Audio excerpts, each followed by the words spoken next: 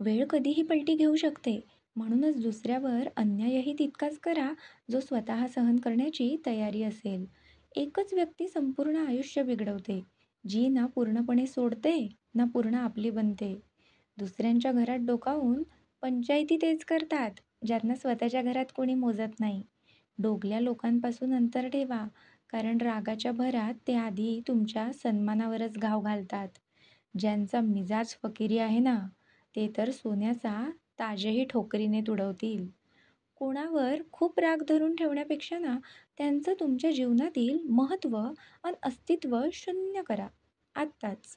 शेजारची लेक हाणामारी सहन करते आहे हे कुणालाही माहिती नसतं, पण ती कुठे गेली आणि कोणत्या रस्त्याने कोणासोबत गेली याची मात्र सगळ्यांना खबर असते.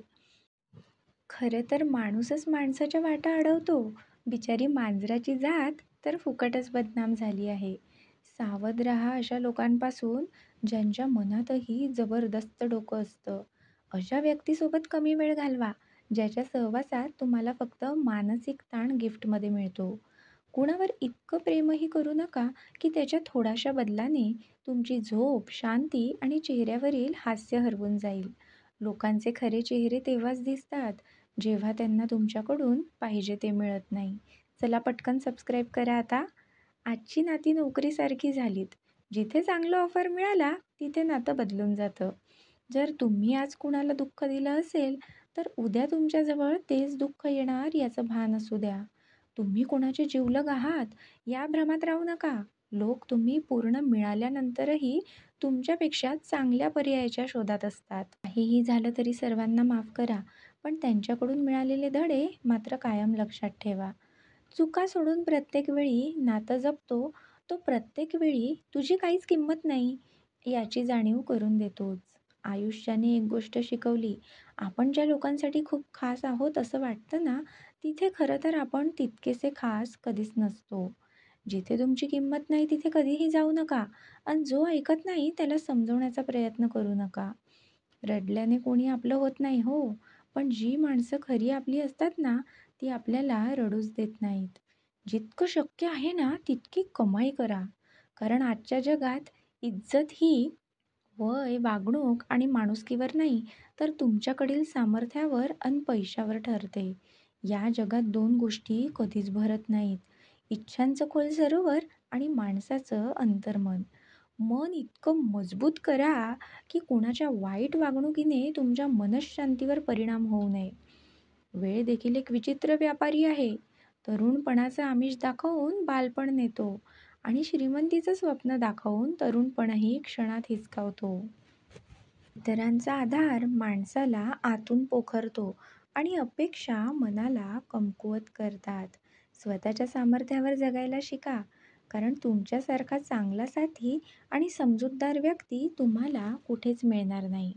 जो माणूस मिळालेल्या गोष्टींमध्ये समाधान शोधत नाही ना, तो भविष्यात मिळणाऱ्या गोष्टींवरही समाधानी राहू शकत नाही. जे दुसऱ्याला उद्ध्वस्त करून हसतात ना, ते हे विसरतात की काळ एक दिवस त्यांचा दरवाजा सुद्धा ठोठावणार आहे. काही माणसं आठवणींमध्ये आणि फोटोमध्येच उरतात. ज्यांच्यासोबत आयुष्य घालवायचं स्वप्न होतं, ती माणसंच शेवटी दूर निघून जातात. मेणबत्तीलाही शेवटी उमगतं. तिला जळवणारा धागा तोच होता, ज्याला तिनं हृदयात जपलं होतं. अशी स्थिती कधीतरी माणसांची होते. आयुष्य फारच हुशार आहे. दररोज नवीन उद्याचं स्वप्न दाखवत आपलं आज हिरावून नेतं. तेच खरे खास असतात, जे स्वतः तुटलेले असतानाही दुसऱ्यांना आनंद देणं थांबवत नाहीत. खूप काही मिळतं आयुष्यात, पण जेव्हा योग्य वेळ, योग्य माणूस आणि योग्य किंमत एकत्र जुळत नाही ना, तेव्हा सगळं अपूर्णच वाटतं. प्रकाशाची खरी किंमत त्यांनाच कळते, ज्यांनी खरा अंधार अनुभवलेला असतो.